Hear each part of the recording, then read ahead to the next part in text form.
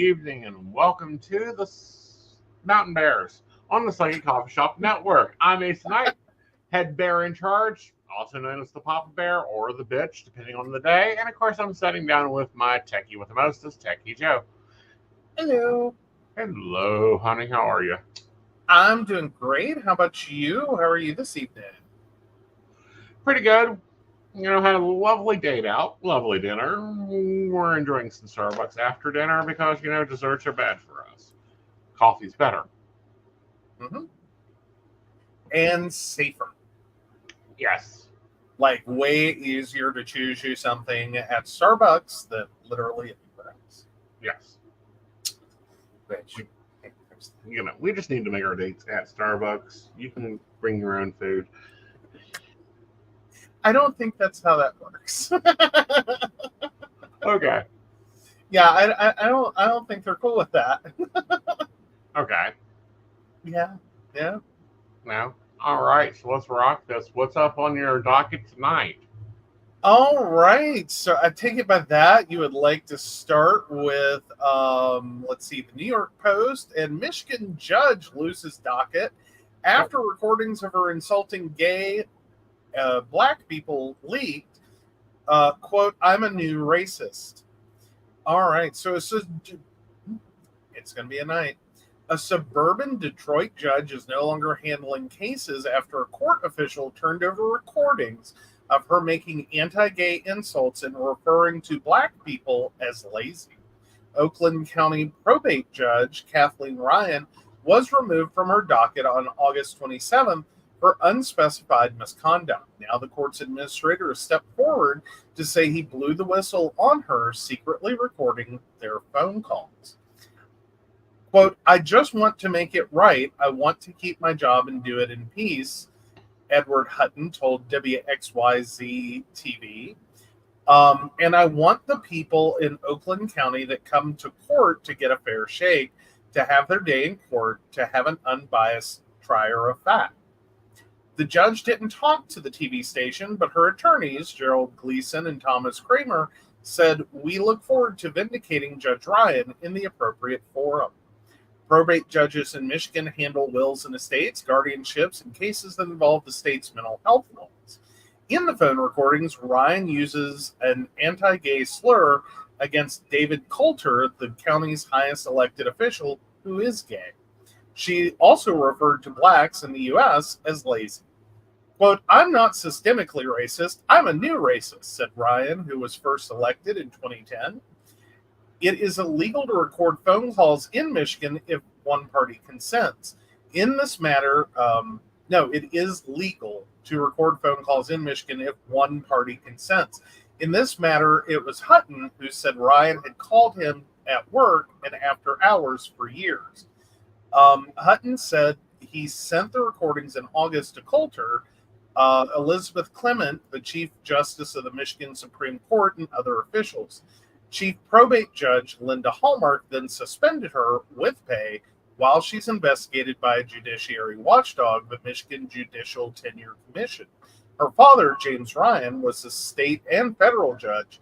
A brother, Daniel Ryan, was also a judge. What? Yeah. Jesus. Once a judge of the family, always a judge in the family. I'm thinking it's great. Like, personally, I'm like, get them. Bring them off the benches. The amount of stuff we have dealt with, let's start outing them. Like, Me Too, no, we need, Me 3, and start removing the biases within the legal justice system and the racism. I mean, I just can't believe that a judge had the audacity. Yeah. You know what I mean? Like, I understand if you don't like someone. I understand if, as a judge, you probably deal with a lot of crap on a daily basis, and you professionally have to work with people, but you just can't stand them. Right. But fundamentally, why, even if you are going to try to claim, because I think it's the only thing you could probably claim to try to get out from under this, is that you have not committed any professional bad acts Mm-hmm. or shown any biases in your decisions or your actions professionally, even though you personally hold these opinions and have stated them. Well, I think is probably about all they can argue. I think that's as close as they can argue. All right. Here's the problem, though: is there is a code of conduct for judges. Like, we just saw a judge get removed for texting on her phone to her bailiff about comments about what the prosecutor looked like and what some of the officers looked like. Like, why are they failing judge school and still allowed to be a judge? I mean, yay, we have judges using technology, and we love that. We love that. What the hell? Do you, like, how do you become a judge? Yeah. And not understand the ramifications of the things that you say, Right. and perhaps why you ought not make those opinions loudly, Right. or to multiple people, or read the room. Mm-hmm. Read the room. Right. Like, maybe understand that professionally you may never want to say these things. Right. Like, aloud. Right. Like, if you want to be at home and say whatever to your spouse, you go for it. Mm-hmm. You want to talk to your bestie and you want to say horrible things, that's a choice you can make. Right. But at work? Right. Like, really? To colleagues? Yeah. To people that you work with? Right. Please, no. And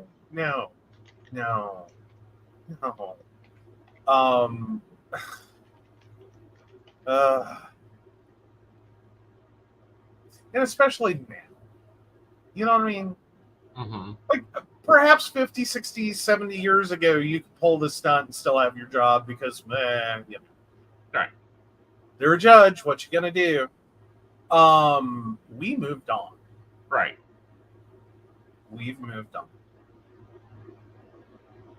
We're getting better at this. We're understanding that those statements can have a significant impact, right, over time, on how cases in a courtroom go.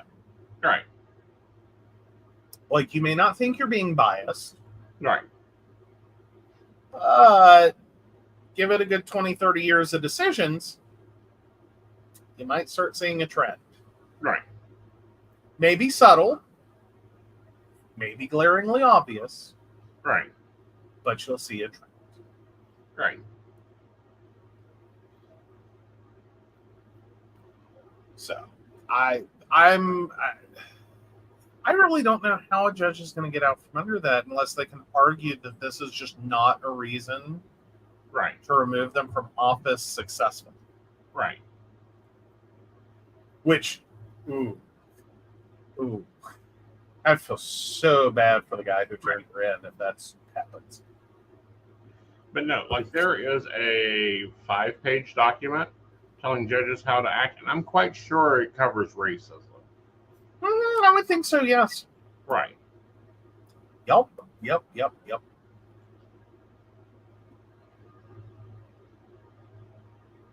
I'm pretty sure that's well covered.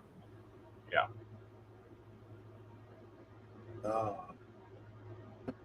I mean, it should be shocking, but somehow it's not. Right. Like, I do not know what it is that has just got everyone seemingly to a point that it's kind of, we're just going to say the thing out loud that you really shouldn't say out loud. Right.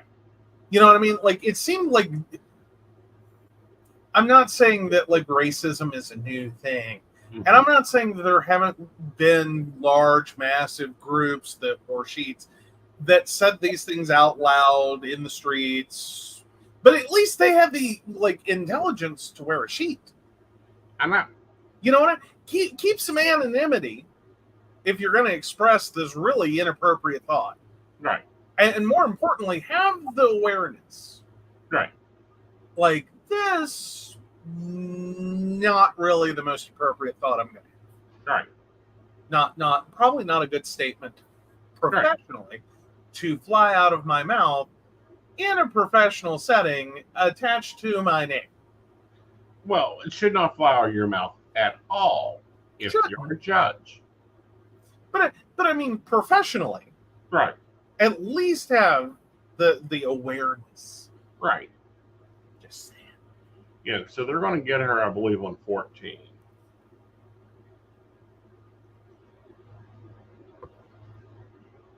Possibly 13. Okay. I'm sorry. 13. I'm sending it to you.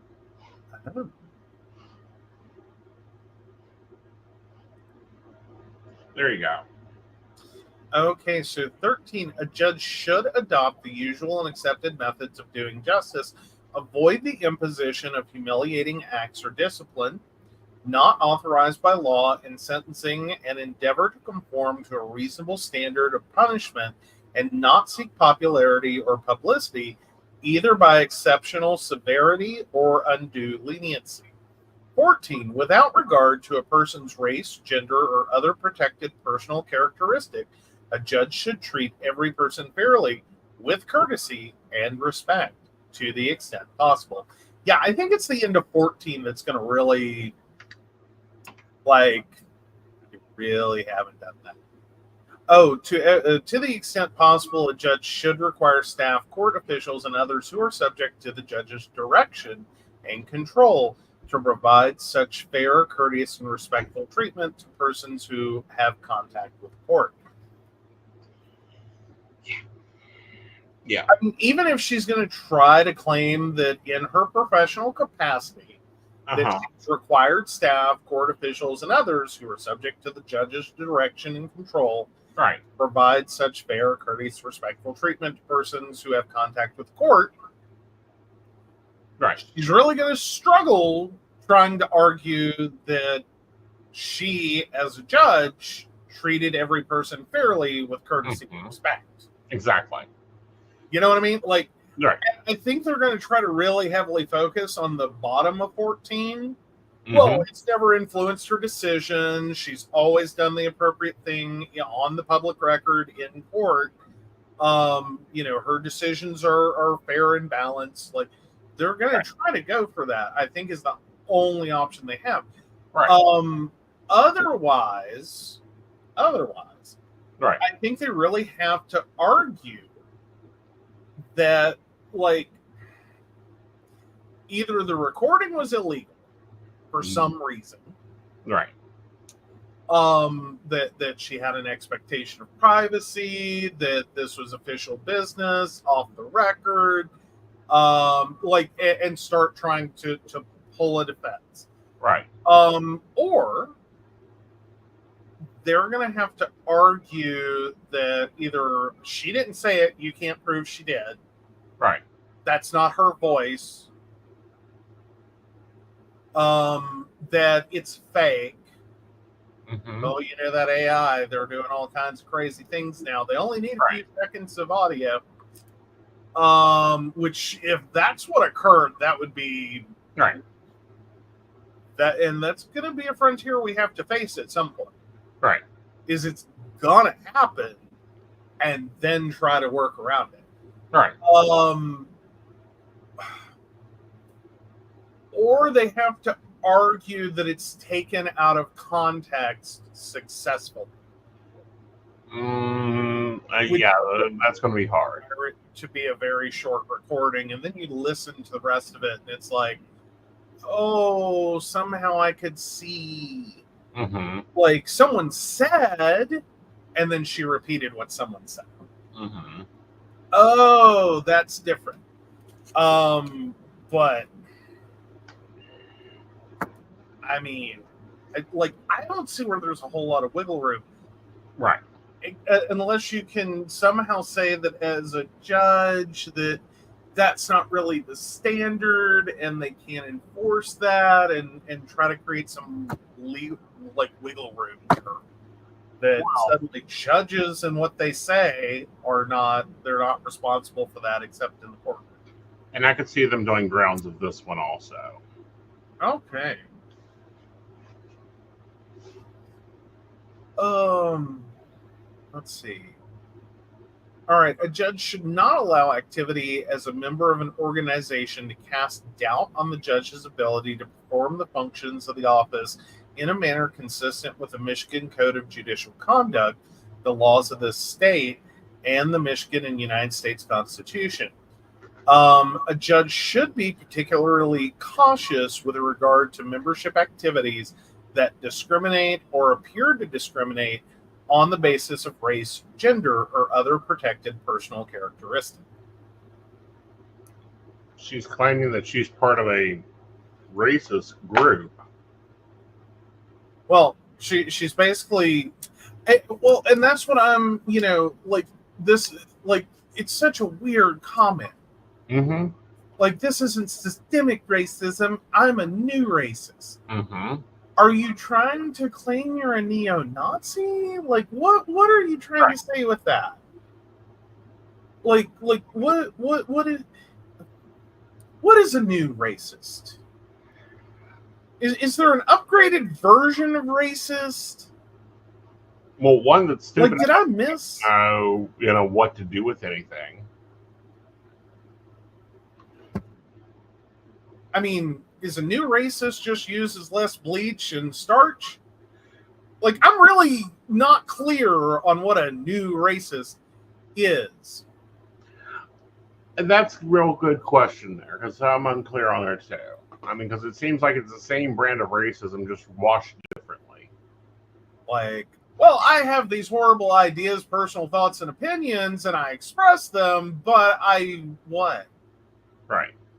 Like, what's new here? Mm-hmm. Like, but I don't think you should actually be discriminated against. Right.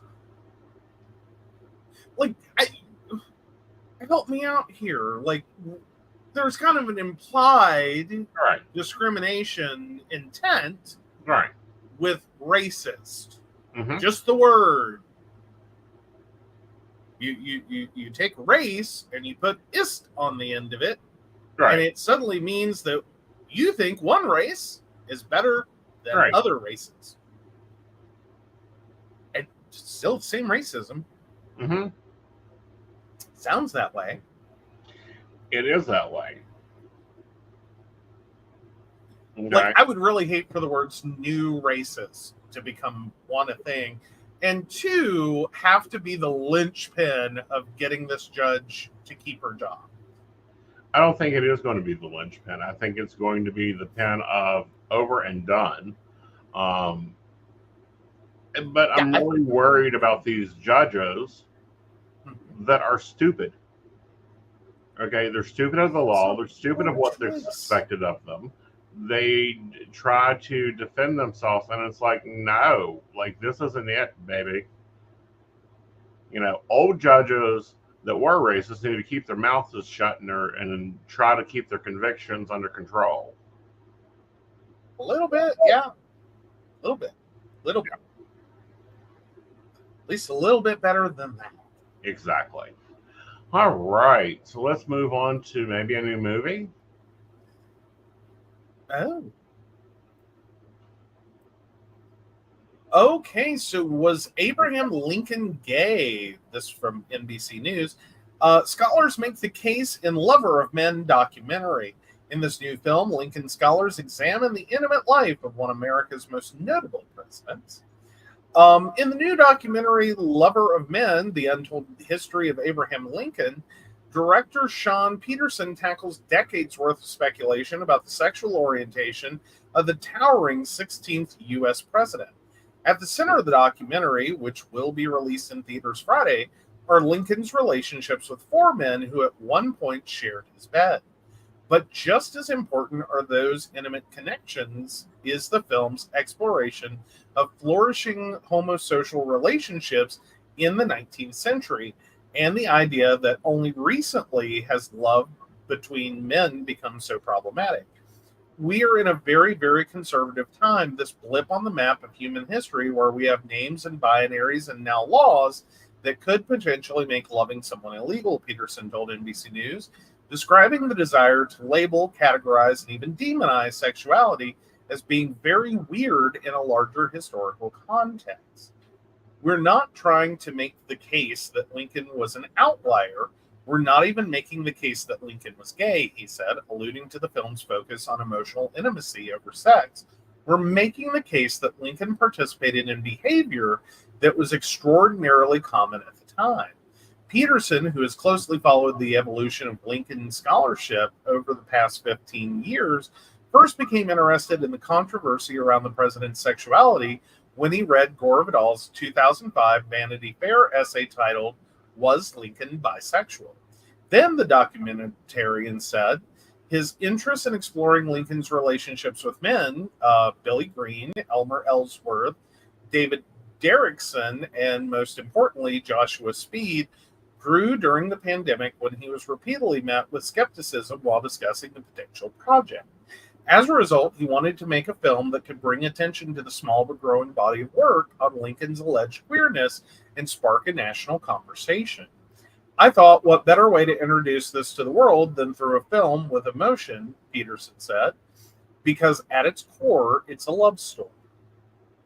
Beginning with Lincoln's impoverished childhood in southern Indiana, Lover of Men traces his transformation from a lanky young lawyer into the contemplative president who crafted the Emancipation Proclamation and steered the country through the Civil War.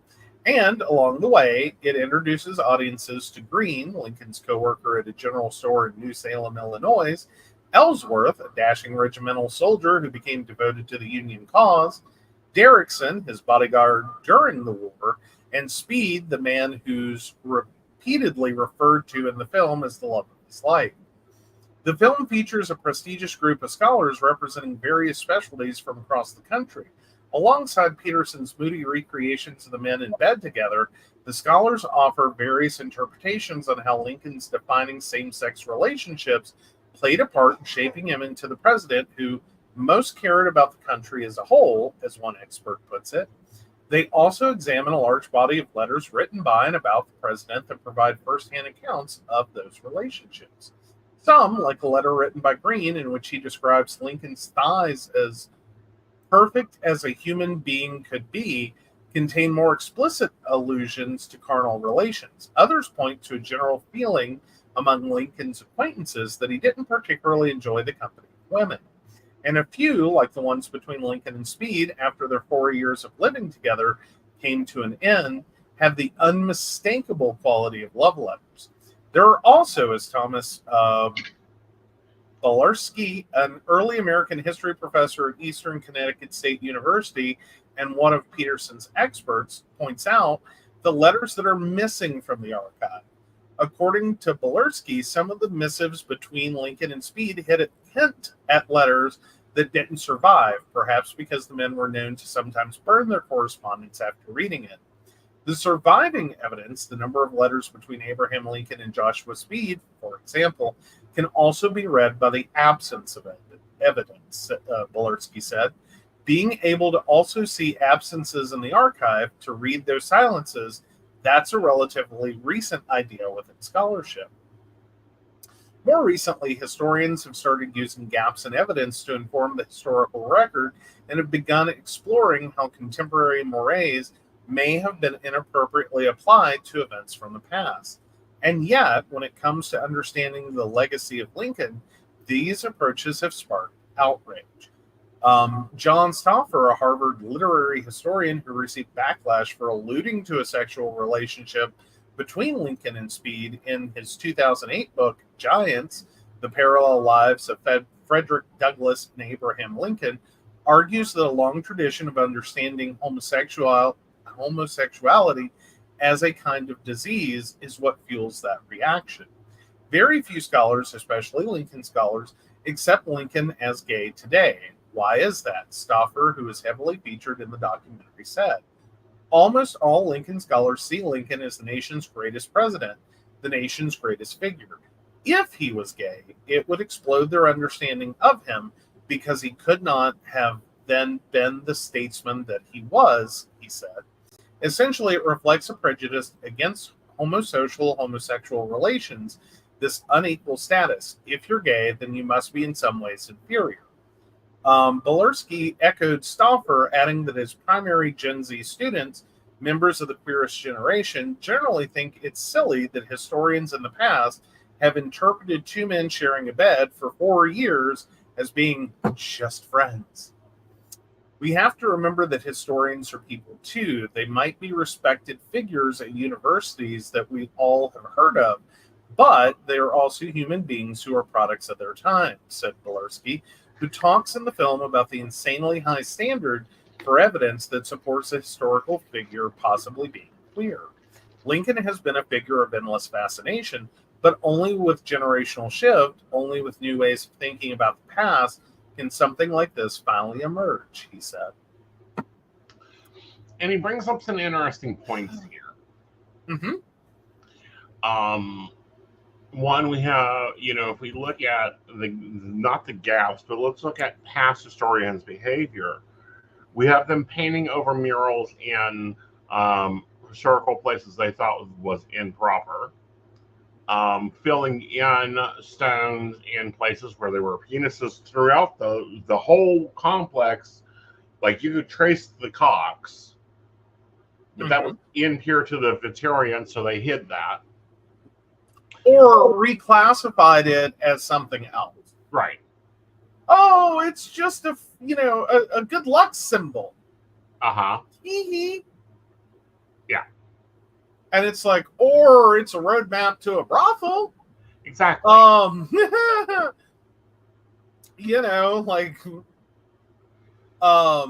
no, and we're like, it's so weird that we can never settle history. That's always going to be the thing, is we can never settle history. Right, because it's hidden or destroyed. Point blank, it's been hidden or destroyed. Well, but here's the problem: is like there are some aspects that have been hidden or destroyed. Mm-hmm. There are some, like this article points out, there are some new schools of thought that really challenge the idea of, like, are you fucking kidding me? Right. Like, they shared a bed for 4 years, and to you, this sounds like they were just really good friends. Right. Like, are y'all dense? Right. Like, really? Like, I know it was the 1800s, but don't you think? Right. But we're also applying knowledge in 2024 to something that occurred in the 1800s. And we're trying to use a word that wasn't invented until the 40s. Mm-hmm. Well, and a whole community concept, and a whole and it's like you're trying to describe something from the 1800s with language in the 2000s about concepts rooted in the 1900s. Right. And it's like, right. But, and then good luck trying to figure out the commonality, and we destroyed a bunch of records, and right. Like it's right. Like, there are, and even if you do committed federal crimes, because it is a federal crime to destroy our archives of a president. They've done it. Okay, they've done it for multiple presidents, and I would really wish that we would stop opinionating our presidents that they are Joe Q public, fitting in the 1940 lifestyle. Well, because one, it also doesn't it doesn't even necessarily work out into the constructs of like life in that period. Meanwhile, most of that's informed by other historians who like whitewashed anything they found objectionable. Exactly.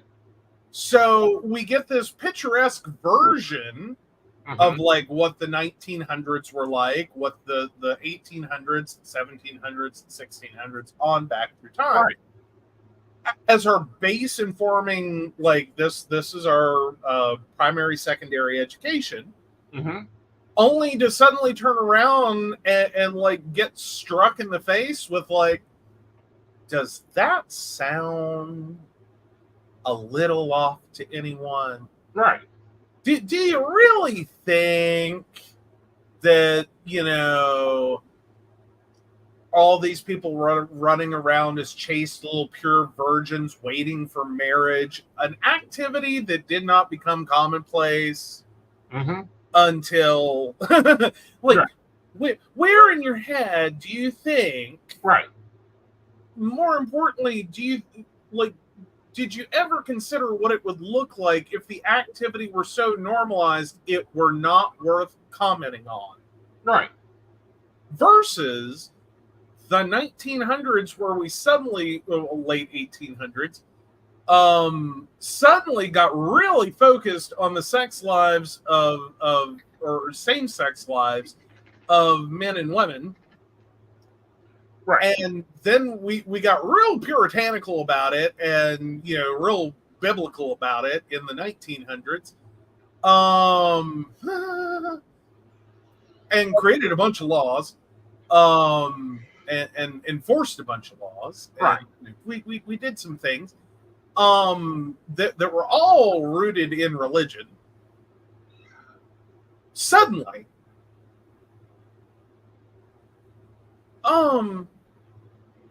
so now we have a point in which we're talking about it, but from a negative. Right. But then there's nothing about it before that. Right. There's nothing positive. There's nothing negative. There's just nothing. Right. Do you think suddenly gays descended?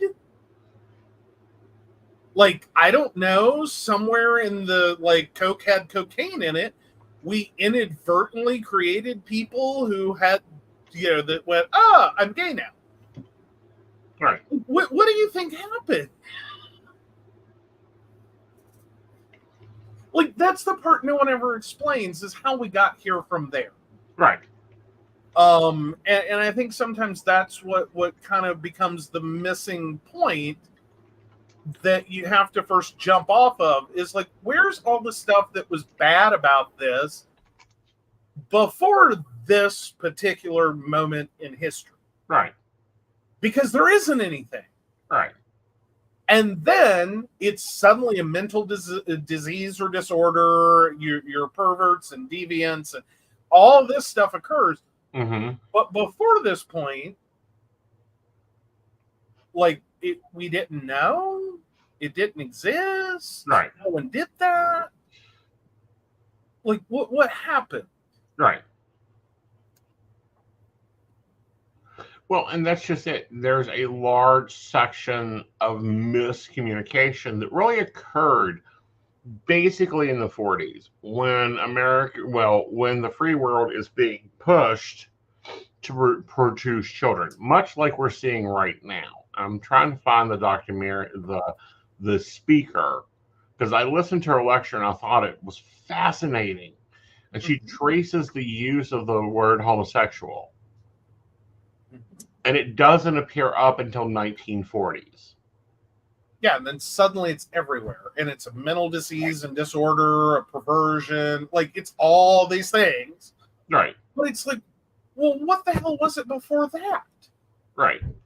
And you can back up a little bit and find a little bit. But then you get to a point where it's like, so it just, like, I don't know, the aliens beam some of us down? Right. You know what I mean? Like, we timeline shifted. Like, you know what I mean? Like, there's a lot of metaphysical, like, things I'm throwing into that. But you get my point. It's like, just something happened.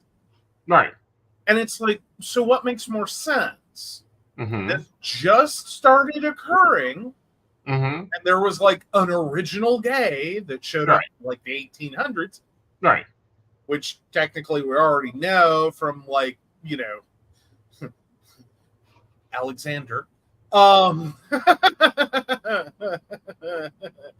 It didn't show up in the 1800s. It was, you're off by a few decades. A few centuries. Yeah. And by that I mean a few centuries. Yeah.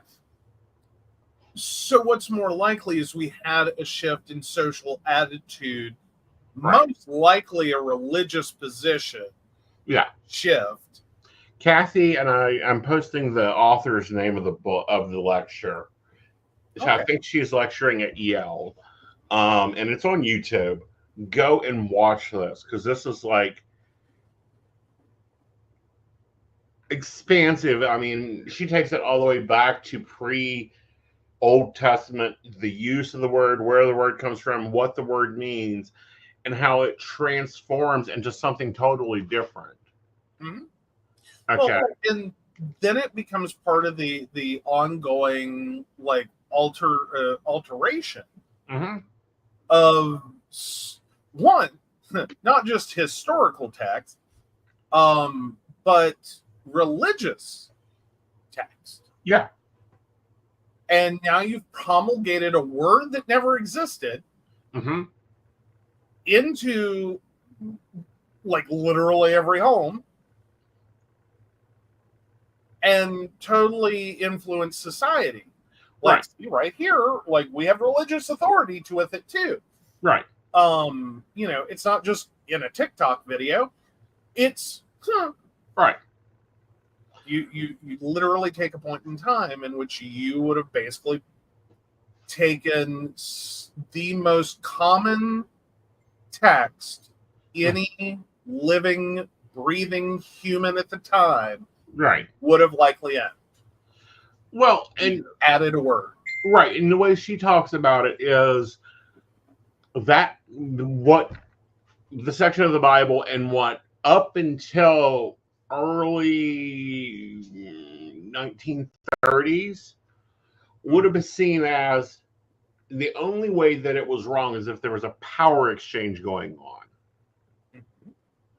A forced power exchange. Example, you conquer your enemy and therefore you handle it by proving your prowess.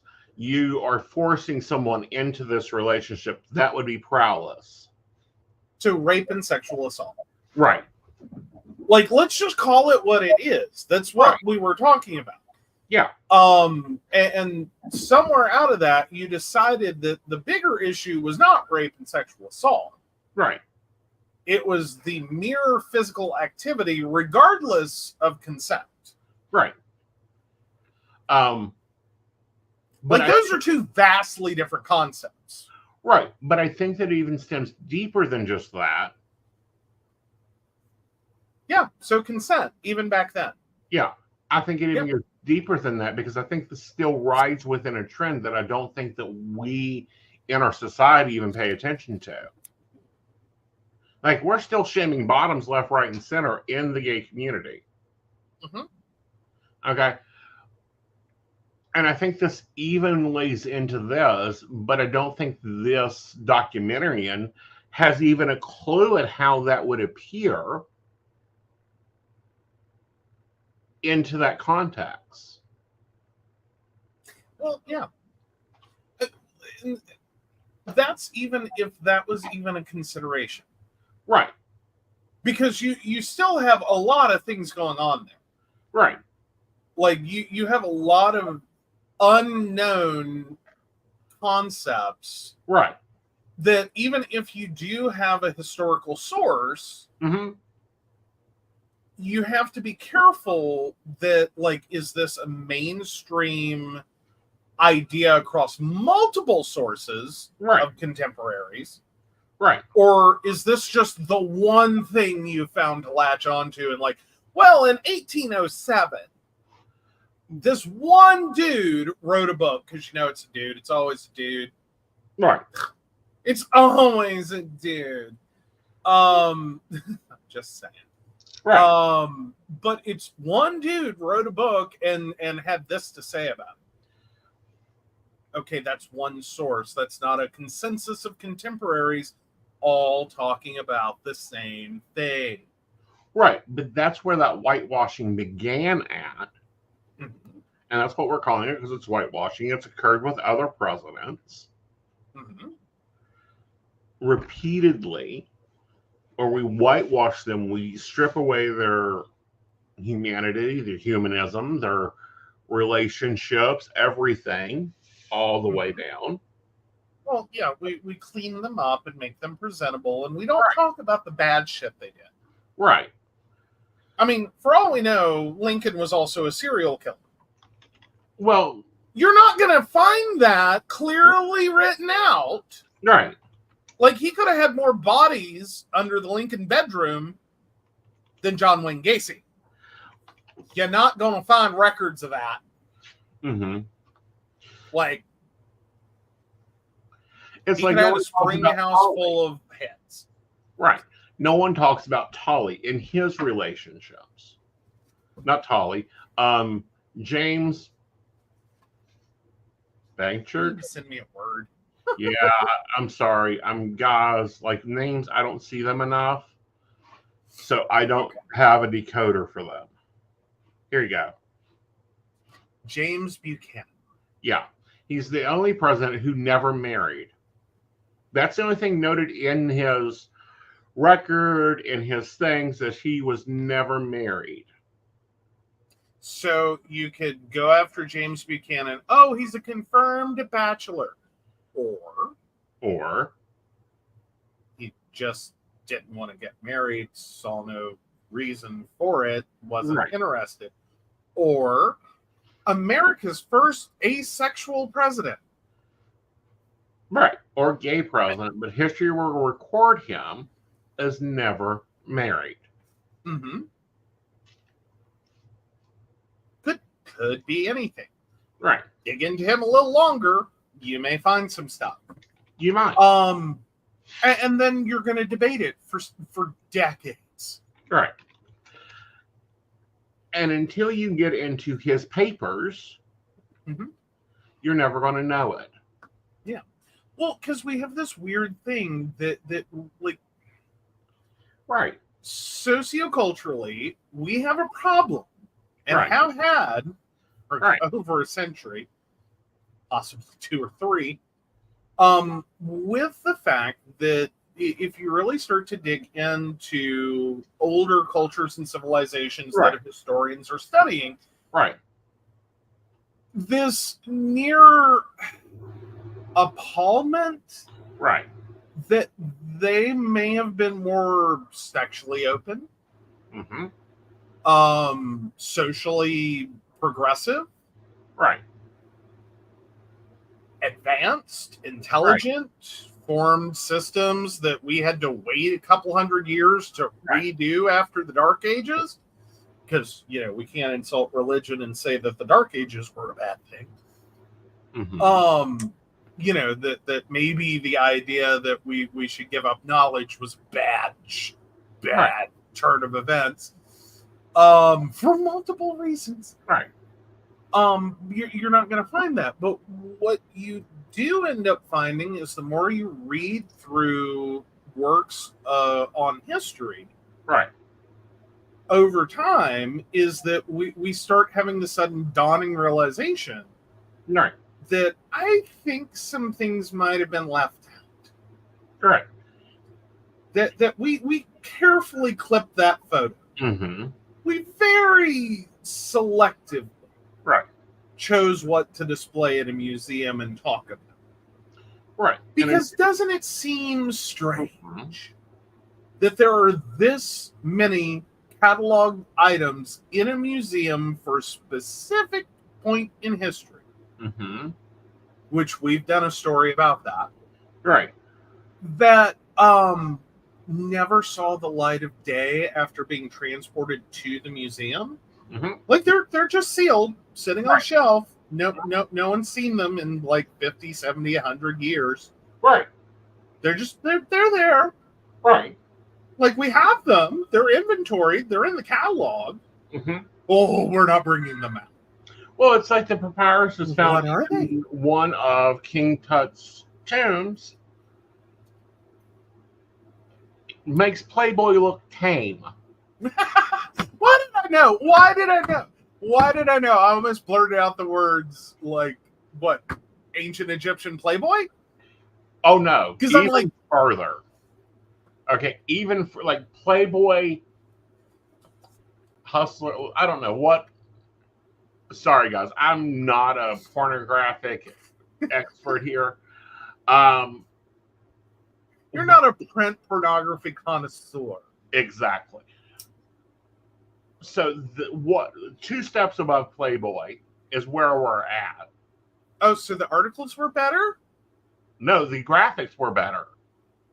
Oh, better how? Like more tasteful or more like explicit? More explicit. Oh, then we're into like hustler category at that point. Oh, go beyond that. I don't think there's anything beyond hustler, is there? Okay, 2 levels beyond hustler. Okay. Locked up in the British Museum for over 200 years, not unsealed. Oh, I forgot about Okay. Yeah. Yeah. And for those of you now wondering why I know so much about straight print pornography, Right. may I point out there are other men in my family. Right. So anyhow, it's locked up. No one's ever looked at it other than to go, oh God, and put an X beside it on the inventory and move on. Not fit for public consumption. Thank you. Right. And we've painted, like, we have whitewashed and removed ideas of what marriage was, relationships were. Like, the only reason we even talk about polyamory in history is because of the only way Utah ever became a state was it had to outlaw polygamy there. Mm-hmm. Like, that was the thing of, you can't become a state as long as you're practicing polygamy. That's the only reason polygamy is ever brought up. The thought that marriage was about a one man, one woman falling in bullcrap. No, the whole reason we have marriage was transfer of property rights. Right. And titles.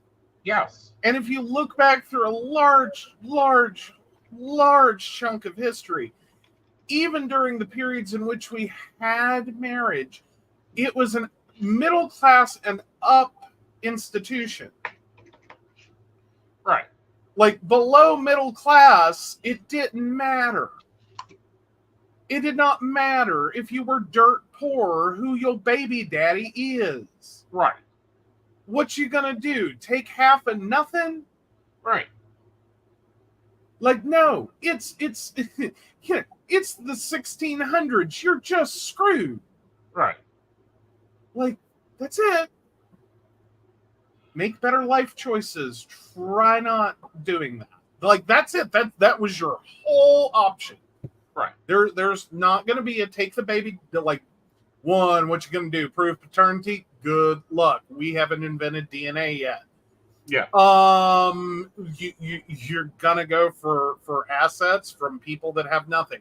You're going to be seen by a judge in a courtroom. Family court doesn't exist. Right. You ain't married. Yeah. You were never married. It began trending in the 18th century. It did not become standard into the 19th century. Mm-hmm. Okay. So, and it's been nothing but a problem. It has.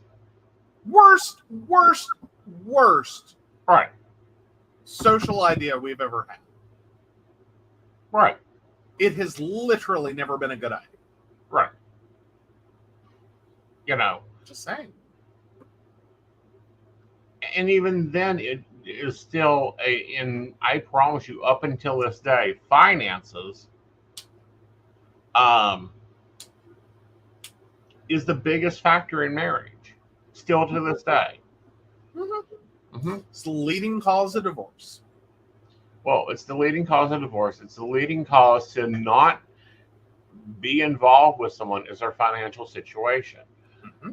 Now, we could do a whole show on this because this touches on so many topics, and there's I don't know, maybe I should do a rambling video about some of these things. But yes, moving along. We've gotten so far past Abraham Lincoln. Yeah. What is going on with Tesla? All right. So from the Irish news, because this was best version of this article I could find that was not behind paywall. Right. Just saying. Tesla's allegedly towed at crime scenes for footage by police in California. So police in Oakland, California have reportedly towed at least 3 Teslas in July and August for evidence in cases after being unable to contact their owners for access. The vehicles have been towed as evidence due to the car model's Sentry mode, which records everything around the car when it's parked. When these cars happen to be parked near crime scenes, they may pick up footage of the incident, the San Francisco Chronicle has reported. Owners of the cars are typically unlinked to the crime, and police usually ask drivers for access to the Sentry mode backup USB device located inside the glove box from which they can download the contents and any potential footage. However, when the owners haven't been traceable, police have allegedly towed cars in order to not lose the evidence. When you have these cars on the roads, they're constantly capturing information. Even when they're parked, the police can look to them as a resource.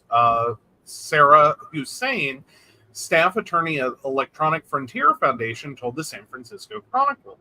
That obviously puts third parties, people who are not involved at all, in the crosshairs of investigations. The Chronicle reported that in July, a Canadian tourist returned to his Tesla at a hotel in Oakland to find it in the process of being towed.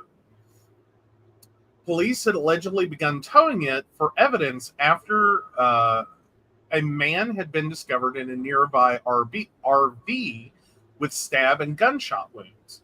An affidavit obtained by the San Francisco Chronicle showed that an officer had requested a warrant to seize this vehicle from the hotel parking lot, so this vehicle's surveillance footage may be searched via an additional search warrant at a secure location. However, the man was able to allow officers to access to the Sentry mode device then and there, preventing his car from being towed to the police station. Sentry mode is activated by motion and noise. Once activated, car cameras turn on and record what is happening around the vehicle. Police cannot obtain footage from Tesla, but rather must ask the owner's permission for access to the drive or obtain a warrant to retrieve it. So it's locally stored video footage, not transferred to the mothership. Right. So it's not like Ring, which police departments can and often do obtain search warrants from Ring or to Ring to obtain footage for the area of a crime. Right. What I'm wondering here is, okay, Tesla literally, I know a few people with them. All you got to do is tap on the door, and it alerts the person's cell phone. Like, touch it, and it like their phone goes fucking insane. It can, though. That I think that is part of Sentry mode. It is not all of it. Like, you can disable that, but record the video. Well, I get that, but I would think that if someone is spending that amount of money on their car, the soon as a leaf touches that car, it's going to go off. It does.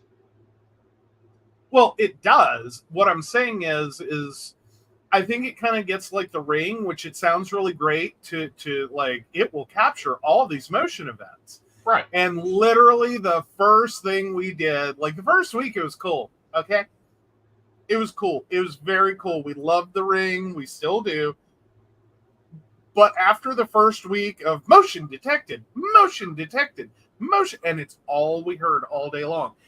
We have to fix the fucking sensitivity on this motherfucker. Yeah. Or turn off the notifications. I don't care. Right. Like, it's cute the first few times. Like, look, it caught a leaf. Or, look, the neighbor's cat. When you have 65 buses go past your house per day that set the motherfucker off, you very quickly reduce its sensitivity and turn off notifications for some things. Just like, nope, not interested, don't need to hear it. Let me know if you see a mass serial killer on my porch. Right. Which we turned basically on where we're at. We Do love what now? human mode is what's turned on so that we Yes. don't catch the leaves and stuff. Yeah. But the other thought on this is, why cannot Tesla create a update or whatever to these vehicles that all the police have to do is hit like local device, and it alerts the owner there is a policeman at your vehicle. Please report to your vehicle, and save the money for towing these vehicles. Like, that would be a customer friendly thing. That might be somewhere in the future. Mm-hmm. There's also a potential that you could take down a VIN number, do a request, and like send a code to the vehicle to protect footage from this time period until it can be, properly retrieved.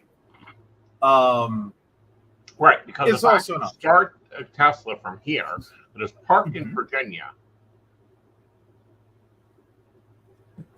which is over 100 miles away, there's no reason a police officer a police system cannot have a Tesla alert system. Right. The problem currently is that there was never an intent for this to be used this way. Additionally, and the reason the EFF is being quoted as a source, there are a lot of privacy concerns with this. Because unlike a Ring, in which typically those devices are mounted outside of a home, right? And you have a reasonable awareness and ability to avoid them, right? The proliferation of a car with 360-degree cameras, which are becoming more popular, not just Tesla. Oh yeah. Well, yeah. Coupled with the fact that people do a lot of things in, around, on, with, near their vehicles. Right. So you're not just like seeing the outside perimeter of a house. And I don't think there's necessarily a lot of discretion, especially in this circumstance right now, of what video is grabbed. Right. Take it all. Yeah. So coupled with the idea that these are people otherwise completely unrelated to the events, theoretically, most likely, right? Completely unrelated to the event that occurred. They are not the victim. They are not the perpetrator. Right. But you're requesting video and audio evidence. There becomes a concern. Like, now you will have to very carefully consider what you do, not only in your own vehicle, right, but also around other vehicles that might end up as evidence as part of another case, right, or not even evidence for that case, just collected in the broad sweep of it. Right. That now kicks off a whole other investigation. Well, not only that, but it also kicks off this question of, do they have to turn over the evidence? And I think that we've got to watch, and I think it could be questioned if the police have the power to do this. Yeah. Well, because it's considered problematic enough. Like, this is the reason we don't do stop and frisk. Right. It's why it generally gets held as an unreasonable search and seizure. And that's when you're under suspicion of a crime. We're a layer of abstraction from that. Right. You're not suspected of committing a crime. But we're going to take your car. Right. In case it happened. Right. We can't prove it caught anything, but we think it could have. It was in the general area at the time. Might have evidence. Right. and you're going to take a vehicle. Mm-hmm. Like, we're not just taking a bicycle. Mm-hmm. We're taking a whole ass Tesla. Right. Potentially someone's only means of transportation. Now, Right. argumentatively, if you own a Tesla, you can probably afford an Uber. Right. Just saying. Just saying. Right. But who pays for that? Right. Who, like, is there any plan? Like, let's get into the nitty gritty of this. Is you're going to take my car. Mm-hmm. I'm going to return thinking I still have a car. Right. To an empty parking space or someone else in it. Have to figure out that my car was towed and by who. Right. Usually probably in the process of calling 911 to report your car stolen, only to find out, it's been towed. Right. Most likely you're not going to be able to retrieve that car that night or that day, depending upon when this occurs. Mm-hmm. You are now stuck in a location that you have to leave. Right. Who pays for that? Who, like, what? Are the police going to show up? Like, do you dial 911 and request a ride from the police since they took your car? Right. Did they, or do you save the receipt from your Uber, your taxi, or your bus fare, your whatever? Right. And you turn all those in?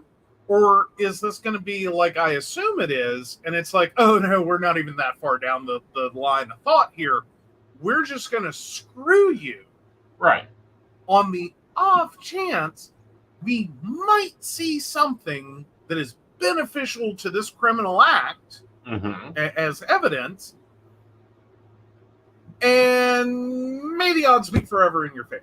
Maybe. All right. Exactly, and I think that we've got to really balance the powers out.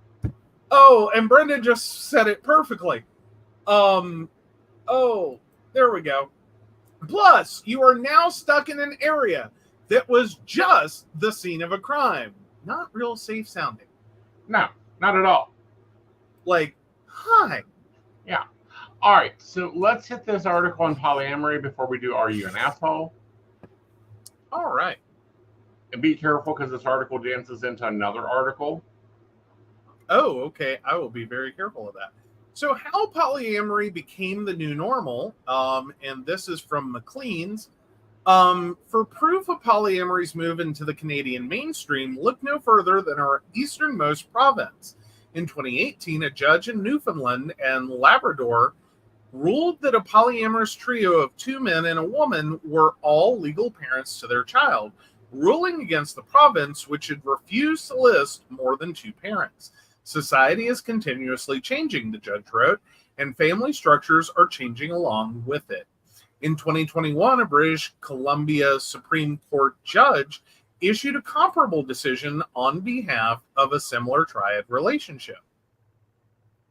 Polyamory, a relationship structure in which 3 or more adults form a long-term committed relationship, suddenly seems to be everywhere. A 2019 survey of Canadian adults by researchers at the University of British Columbia and the University of Toronto found that 1 in 10 respondents were or wanted to be in an open relationship.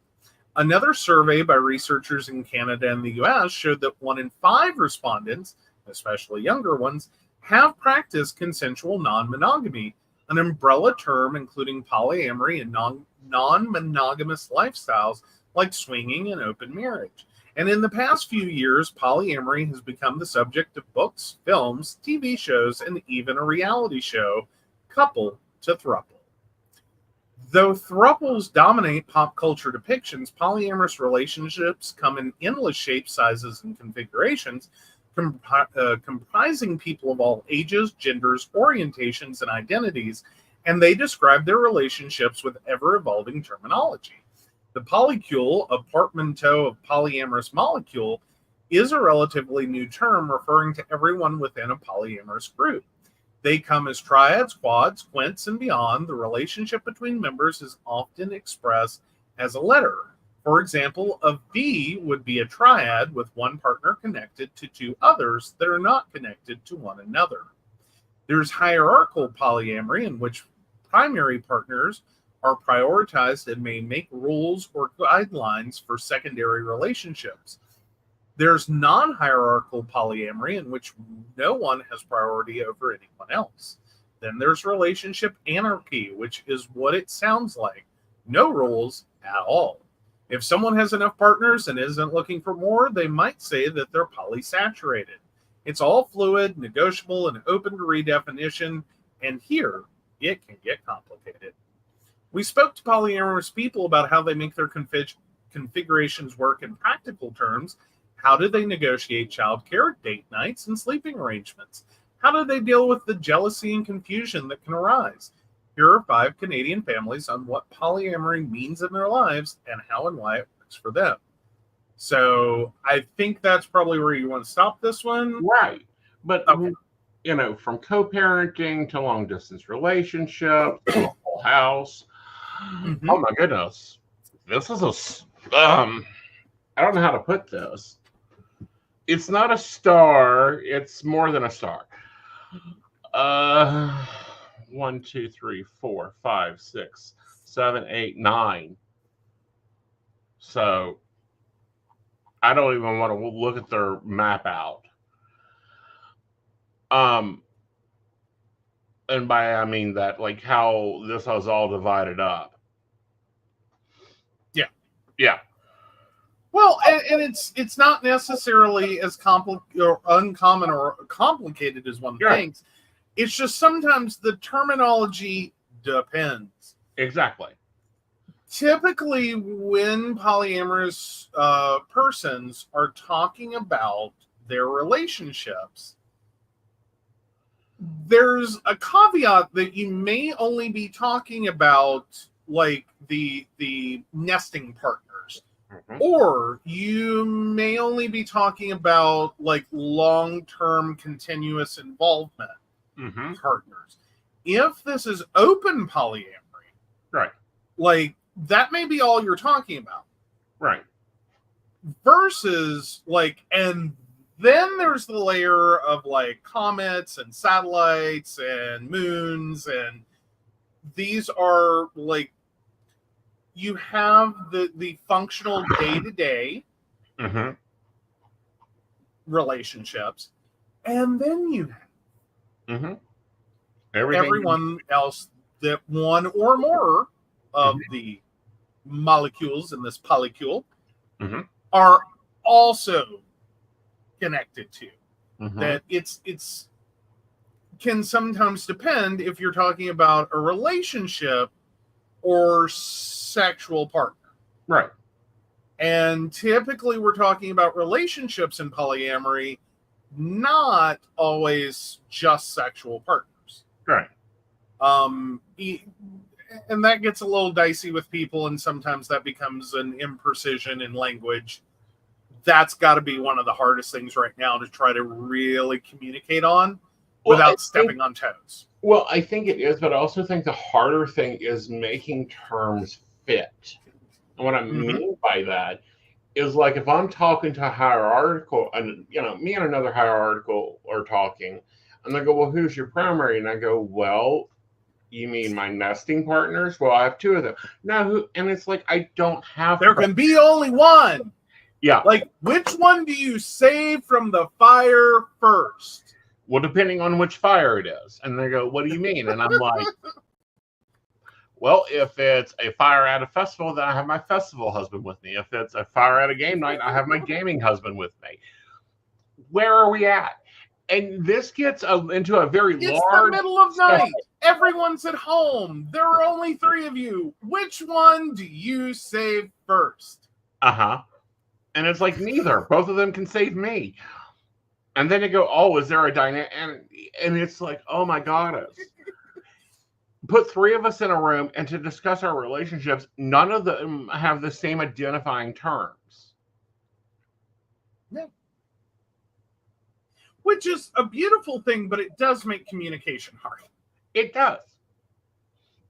And I think it's even harder when we're dealing with monogamous trying to look and explain and look for a stack of post-it notes and a cue.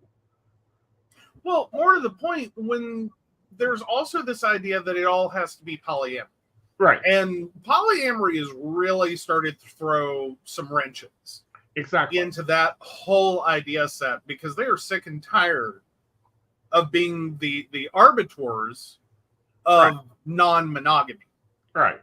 Ethical non-monogamy, unethical non-monogamy, all forms of non-monogamy. All of it keeps landing on the polyamory doorstep, and they're like, whoa, whoa, whoa, whoa, whoa, whoa, whoa, whoa, whoa. Yeah. We're talking about one thing. Right. That is a sub of a sub. Right. You're over here. Like, you're up to, like, you're a cousin. Mm-hmm. This is, what you just described is a cousin of polyamory. Right. We're not your arbiter. Right. Like, go back. Like, go, turn around. You are not polyamorous. Mm-hmm. And that puts into new context and new terms. Like, forever, we have been pushed in with swingers and, swinging straight, and a lot of polyamorous do swing, but we are not, they don't go into the same box. Mm-hmm. Yeah, well, it's partially that people want to label everything so bad. Mm-hmm. I think it also, and I say this, and I'm trying not to have a lot of animosity with it or negativity with it. Right. I think some concepts really bewilder straight people. Right. Especially if you are in a monogamous relationship, and it's all you've ever considered, and you're not really proximate to anyone who's polyamorous to start with, or swingers, or non-monogamous, or and you're so far removed from the concept, like, polyamory just seems like this really great term that sounds really great, and you can understand that as a relationship, even if you're still over here like, well, it just sounds like, cheating, allowing cheating, or permission to cheat. Right. I'm still confused. Versus, like, when you step out of, like, the straight box. Right. There's a lot more understanding of, like, non-monogamous, open, cheating, and, like, where those words apply and where they don't. Right. And then I don't know, I'm getting really annoyed with, well, one, I'm really glad that Canadian judges are getting it. Finally, Canadian, Maine, those judges are starting to start making some decisions that make English. But I'm getting annoyed right now with some of the concepts, and it's like, we've already talked about this. Can we move on to something new? To some degree. I also think there's some considerations, and again, polyamory has been really struggling. Yeah. With the fact that a lot of different relationship styles have been called polyamory, and potentially we're moving into the category where we're gonna encounter a double-edged sword. Right. In which, all this sounds great when it is polyamory, and you're recognizing polyamory, and you're treating polyamorous relationships like two men and a woman who have a child as three parents. Right. Well, it's great and wonderful.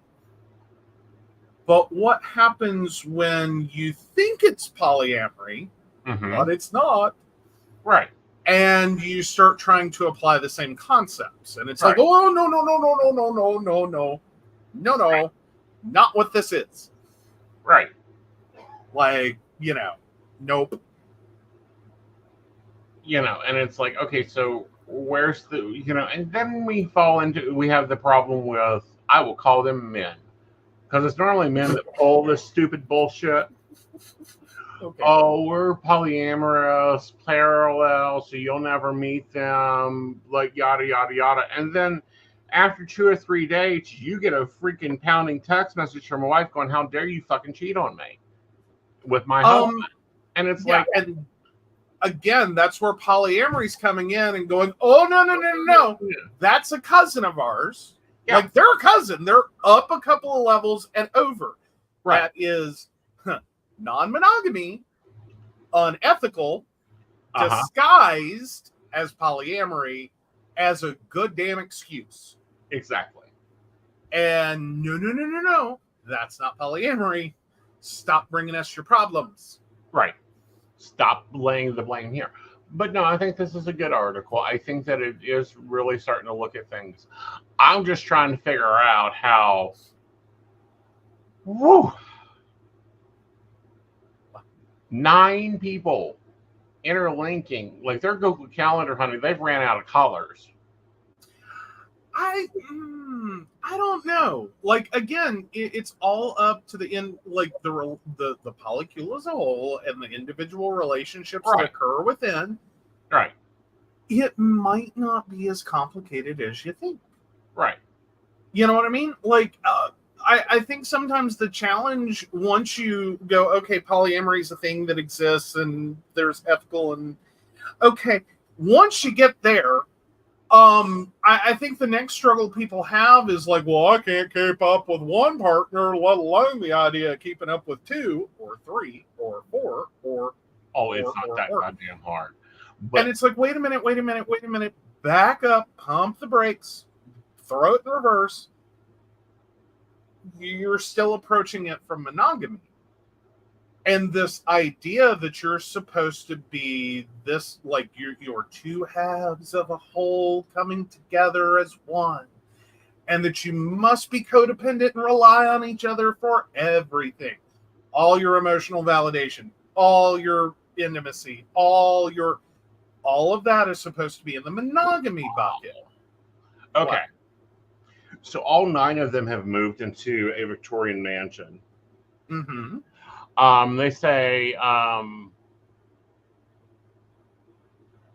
we've got the living arrangement down, but the time manager has a different story. We have a half a dozen message threads going on at any time and logistical meetings every day. Where's the cars going? Who has what work to do? A lot of us are managing small businesses. Most of us are artists, business consultants, which makes it even more hectic. Oh my Lord, there's 9 of them running. That's 3 sets of us. Yeah. And again, like I was saying, yeah, I think you're reading the article more than listening. I'm listening to it. Okay, but what I was getting at is that all this sounds really complicated from the perspective of monogamy. Mm-hmm. Because in monogamy, there's this concept of 2 halves coming together as a whole, as one, codependent upon each other for emotional support, intimacy, all of it. Right. All of it. Like, this is who handles your child care, one of the 2 of you.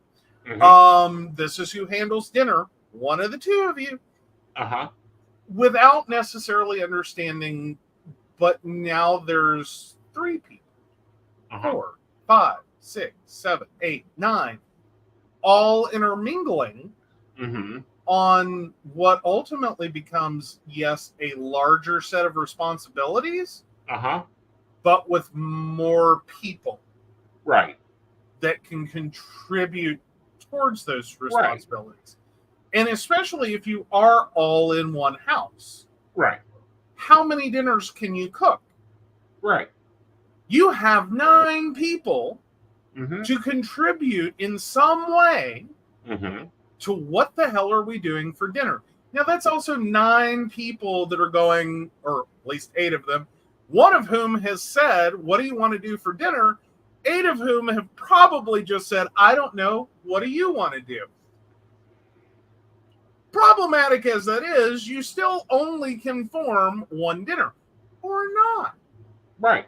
3 of you can go for pizza. 2 of you can order Chinese. 5 of you have eaten. 4 of you can starve to death. Or have a Hot Pocket. Or find something else in the freezer. Something. It could be easier. Oh, I Your know, but biggest, I'm- hardest decision might be, which group do I want to be in? We went out for pizza group, we ordered Chinese in group, or we're going to scavenge the cabinets and the fridge and come up with something. Well, it has to come up with something because there's also children involved. This is only the 9 adults. I'm just thinking of the one. Okay, this is the logistical mind I'm trying to work out because, hello, I'm the one that runs most of the scheduling around here. Planning dinners, works 9 different work schedules, most of them independent workers. Childcare for the 6 kids in there. So we're now up to 14. This is Jane Morrell level cooking. Potentially. Okay.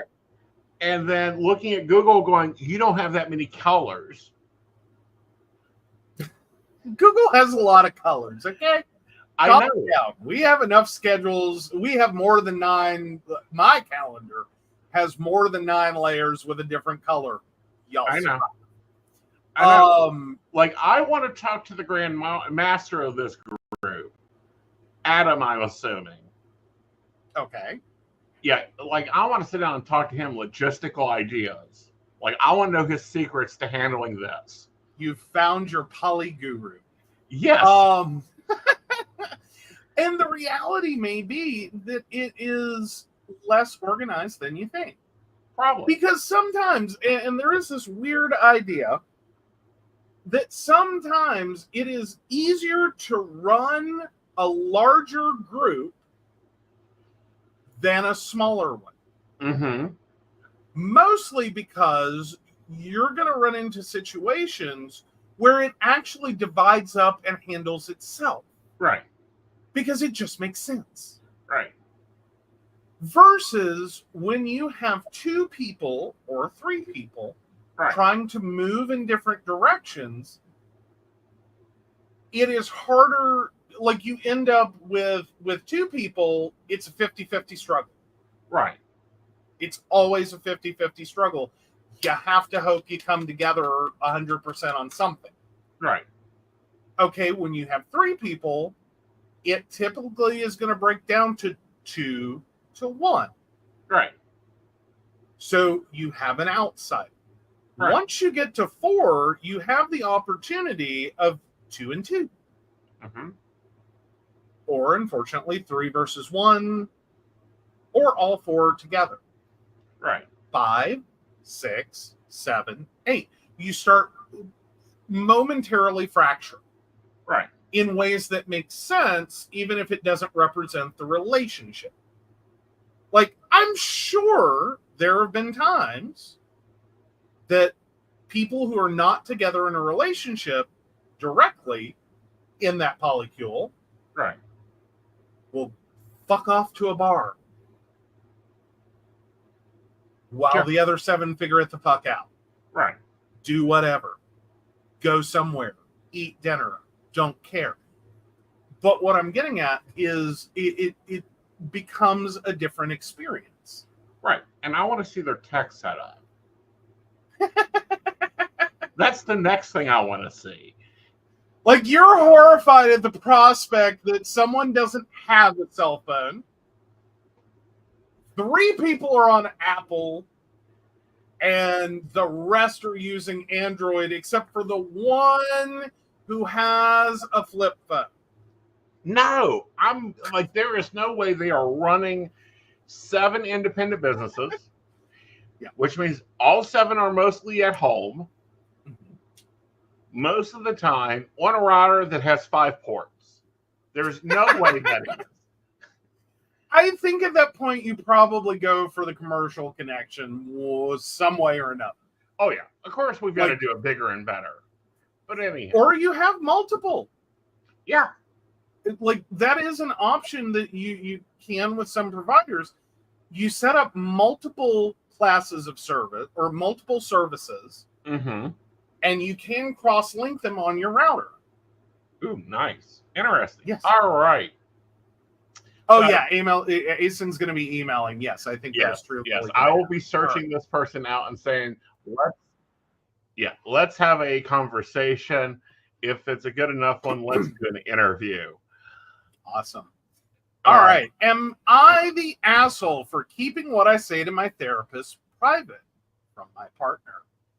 Am I the asshole for wanting to keep what I say to my therapist from my partner? It's a long, complicated story, but my ex, we officially broke up about 9 months ago, was insisting that I tell her every time that I talk about her with other people, including during recovery meetings, intensive outpatient treatment, and my therapist. I argued that while the couples counseling was for both of us, that individual therapy was for me, and I should be able to say whatever I want without judgment or consequence. It just feels instinctually invasive. Also, my individual therapist said that she felt uncomfortable with that, which I told my ex when I was considering abiding by this rule. She said I was agreeing to this without really wanting to do it, which made me a liar, or that I should find a new therapist who would be comfortable with this approach. She argued that anything that's important enough to bring up to a therapist is important enough to talk to her about, and that I just wanted a place where I could say mean things about her and never tell her about it. I should add for fairness that we were in counseling because I'd been drinking heavily for 3 years and hiding it while living with her, and that she found my stash. I was going to meetings and was 4 months sober at the time, but she was more upset about the lying than the drinking, which is understandable. I wasn't keeping anything else from her. We'd have an argument, I'd lose, I'd talk to my therapist about it, and she'd get upset because she considered the argument over. Anyway, maybe we're both assholes. I know I'm an asshole for lying as long as I did, but I guess the broad question is it okay to tell your therapist something and then never tell anyone else, even your partner? Or is that something an asshole would do? Edit, I've since cut ties with this person. I was under a lot of pressure about the therapy thing.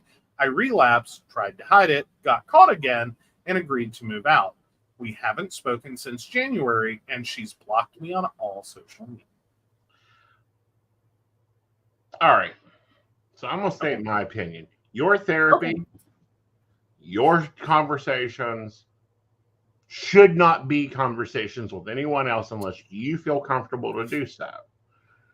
The only thing anybody needs to know is what time your therapy appointment is so they can make accommodations for it, if they're involved in creating accommodations for it, if you need extra time, if you need supplies for your therapy, because there are some therapy that need marbles, need large stones, need a vase, need other things. That's it. Still say this local area has really skewed your entire understanding of therapy. I'm just saying, like, our local area has some really horrible therapy or therapy practices that I don't think technically qualify as individual therapy because they're mostly group programs, and they just kind of slot people in. Right. So, like, you know, and then there's some really outmoded ideas about certain topics that are common in our area. You've encountered that personally. Well, I've encountered that personally through another partner who was in therapy. Their therapist recommended some other therapy, and that turned into social engagement therapy. And since I was the wife of the household, I had to make cookies for their meetings, give him money, or send him with cans of coffee, that type of thing. I wasn't talking about that situation. I was talking about when someone's working through anxiety, they can do the marble and rock thing, and it tends to help them process out what they really need to organize in their life with the big rocks and the small rocks. And sometimes you need tools in therapy and during therapy, like journals, notebooks, additional arts and crafts items, especially if you're working on anxiety control and all that. So that alone, but you know, that's because I do most of the storing, most of the housing. I never expect you to share anything about your therapy, or anybody should share about therapy unless they want to share it. Yeah. Well, and generally, like, my approach has more so been, I kind of think of therapy as like free parking for what might be really bad ideas. Mm-hmm. In terms of, like, I have a thought in my head. Mm-hmm. I'm not sure what I think about the thought. Mm-hmm. I'm going to drop it out, Mm-hmm. the shitty first draft that it is, Mm-hmm. and then usually use the space, one, with a trusted professional that can be like, let's unpack that. Mm-hmm. But also so that I, in this like judgment-free space, can go through that Mm-hmm. independent of the person or the thing or the place or whatever I have that thought about. Right. And typically, like, my therapist, I swear to God, is sometimes just sitting there like, do you need me today, or do you just need to talk out loud? Right. Because there's a lot of times that, like, once I say it, Right. even I step back from it and go, okay, that was bad. And I will pick it apart for her, and she's just kind of like, why are we here? Right. It's like, because it'll just bounce around my head Uh-huh. and then do something stupid. Right. Right. But, love you, darling, but you're not the only person I know in therapy. You're not the only person I've supported through therapy. Right. Okay. So there's a lot of different ideas. There's a lot of like behavioral therapy ideas. There's a lot of other things that need co-supporting. And that co-supporting comes in there. In this situation, we're dealing with two separate issues. One, in this is an instance, we're dealing with alcohol and, then needing to work through the 12-step program. And I think that therapy goes with that. So that's one thing. But for someone to want to know what you said in therapy, who you said we're talking about in therapy, that's bullshit. Well, and there's an invasion of privacy going on. Because Exactly. if you're at the level at which you fully expect Right. them to come home and say everything to you said about them in therapy, right, you're probably not someone trustworthy to leave a journal around. Right. Or your unlocked phone and or give the password to your phone to. Right. In the sense of you're looking for problems. You're looking to start an argument. Right. And I will freely admit, as the primary person I'm in a relationship with in a non-hierarchical way, just in the realities of life, I say a lot of shitty things about Ace in therapy. And then my therapist and I laugh about that and go, okay, all right, let's comb through that. Right. And like, because this is the person that I generally spend the majority of my time around. Right. So guess who I have the biggest problems with? Yeah. The person I spend the most time around. And it's constant interaction. Yeah. Okay? Like, we both work from home. There's not always a good delineator between, like, pick up your fucking clothes out of the floor and, like, I have to go be supportive of you at an event. Right. And so I already, by myself, on my own, put that in a little bento box, because supporting you at an event is not like, will this motherfucker pick up his clothes? Right. That's not really relevant. We joke about it, and that's not exactly the problem. I'm just saying, like, I'm using it as an example. Right. Put the cap on your toothpaste. Whatever. That just... And I already know that the best way to solve the problem is not going to be, motherfucker, pick up your fucking clothes. Right. That's not going to get us anywhere good. I know that. But my therapist, I will tell you right now, is going to hear that sentence. Yeah. And then we're going to go, okay, that's your emotional feeling. Mm-hmm.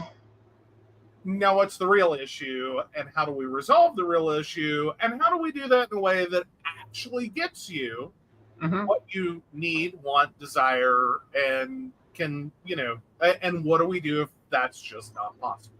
Right. Is it even about that? Right.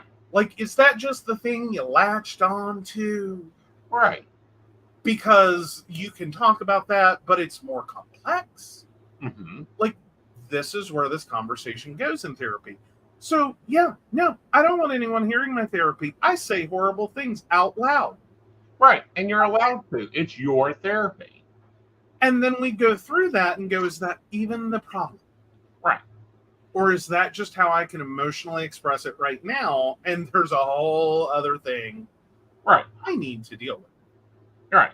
So I will safely say that there are many things that never make it out of therapy as they were set in therapy. Right.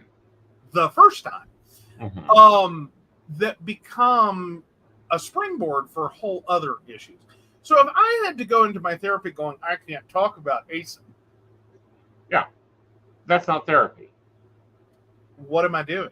What am I talking about? Right. I spend like 95% of my time with this person. Do you know how short my therapy would be if I never said your name because I feel repressed and held back? Right.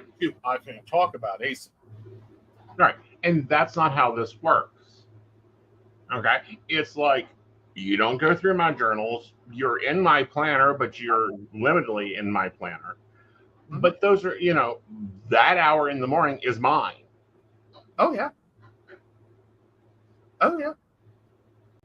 Okay. The concepts and ideas and things that work out in my morning is totally different from what occurs in our life. Okay. But, like, if you really want to screw with someone's head, have the realization that at any given moment, probably all of them, if they're in a relationship, any relationship they're in, there's an idea sitting somewhere in their brain, maybe the forefront, maybe sitting on a back burner, of how much they would like to physically harm their partner over something stupid. Does not matter. Right. But it sits there. It nags at them. It scratches around. It begs for release. And you don't want to hear it. You really don't want to hear it. Right. But literally, you're having a thought like that. I am having a thought like that. Every couple is having a thought like that. Exactly.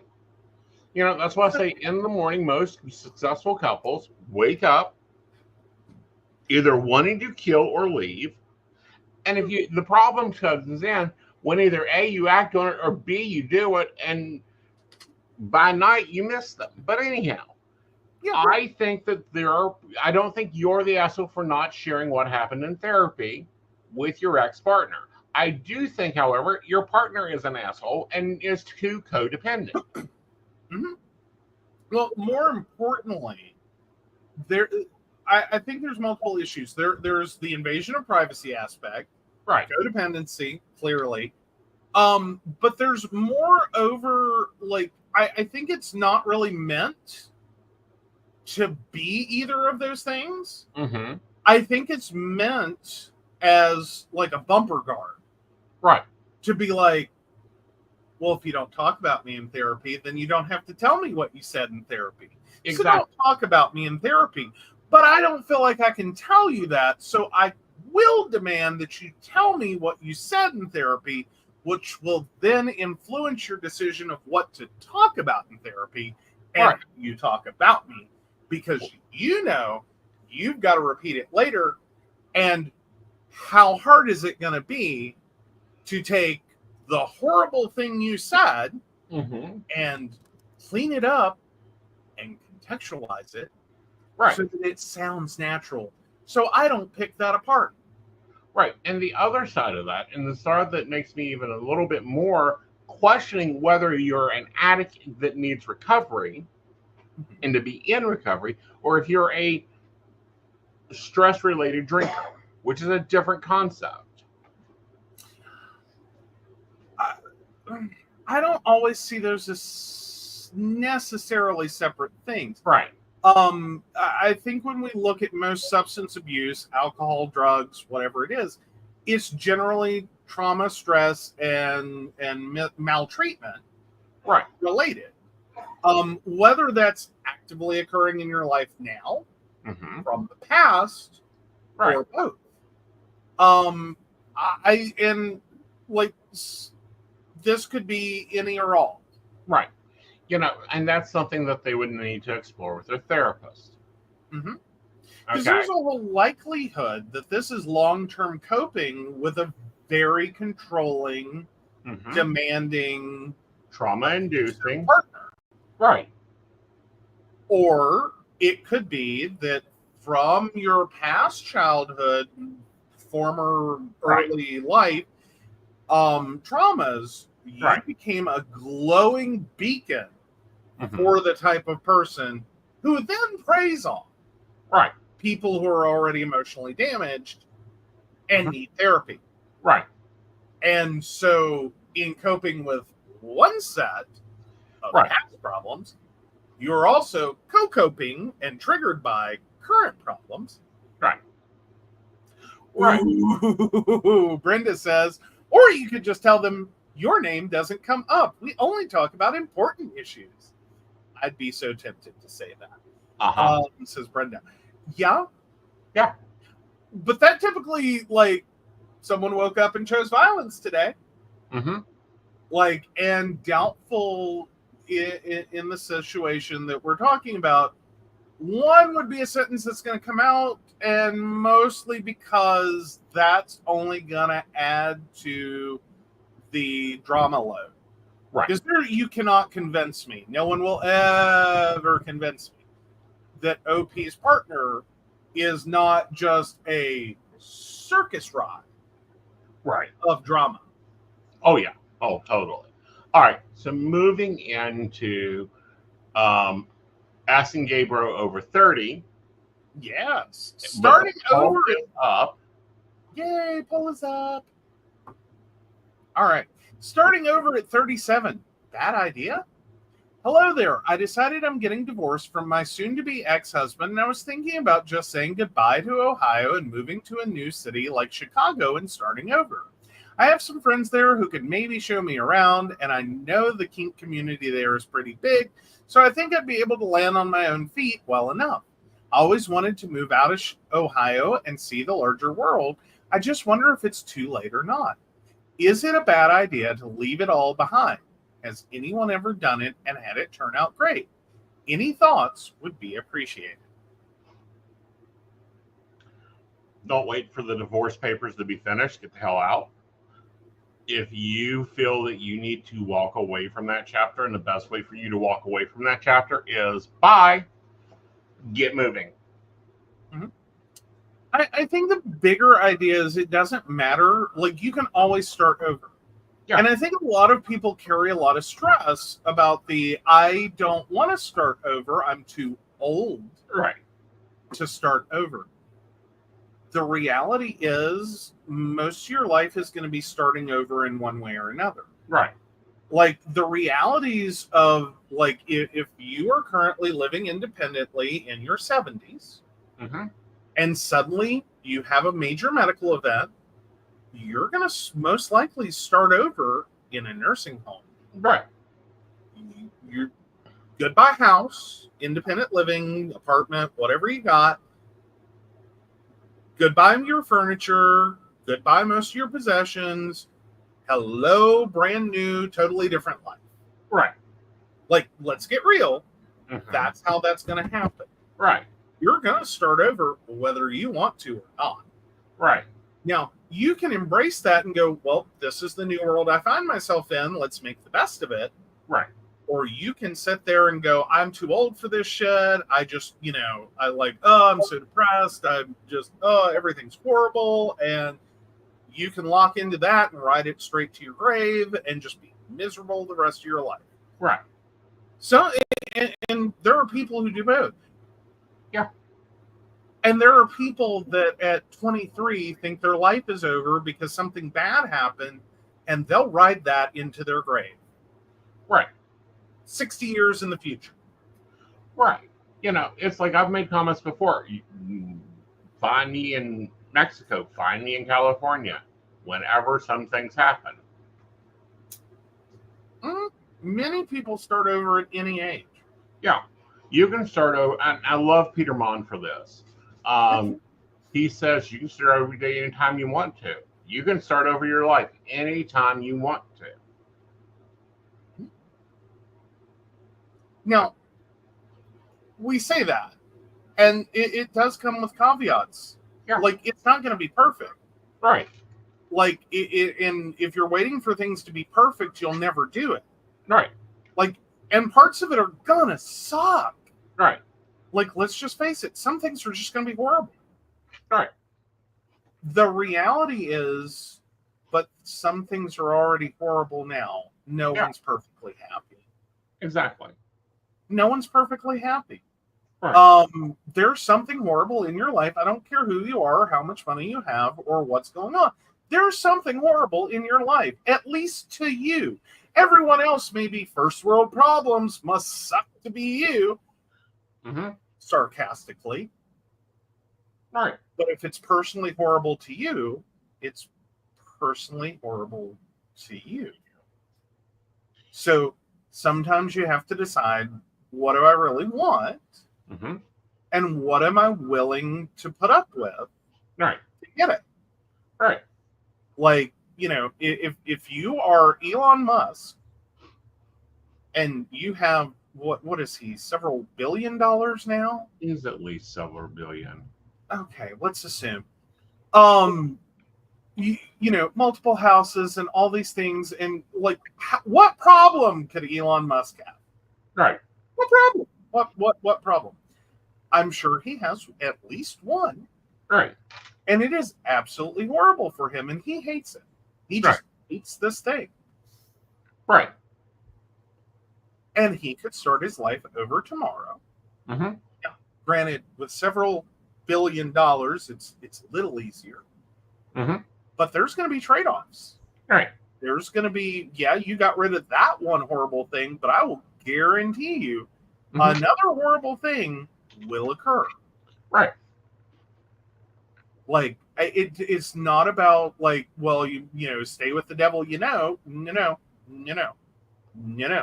Right. It's embrace the idea that, no, it's never gonna be perfect. Right. Perfect doesn't exist. Good. Mm-hmm. Good is what you're shooting for. Good for you. Mm-hmm. And this is a problem, a negative that I can manage. Right. But the point being here is sometimes you just need a fresh start. You need to start comfortably, brand new, somewhere else. And it may just be time. Mm-hmm. Well, and again, you can start over at 37, move to Chicago, have a wonderful life. Right. Or you may get there and decide that wasn't what you wanted at all. And so you'll be starting over at 38. Right. And you can start over again at 39. Mm-hmm. And you may start over again at 39 and a half. Right. Keep starting over until you're reasonably comfortable with what you got. Mm-hmm. Now, you may continue doing that until you no longer have a pulse. Right. So you may be 85 and starting over again, mm-hmm. and then die at 85 and a half. Right. And that's okay. And all of that's okay. You didn't suck at life. If anything, you're more successful for trying. Exactly. And I think that we as a society keep looking down at people that go, you know what? I know I went to school for 10 years for this. I suck at this. Mm-hmm. Yeah. or I hate this, or this wasn't what I wanted, or this wasn't what I thought it was going to be, or I still always will have an appreciation. I don't want to say love, but an appreciation, a strong one. Right. I was working in college. I picked up the phone one day, Right. Ryan School of Business and Economics, MBA Student Services Office. How may I help you? Right.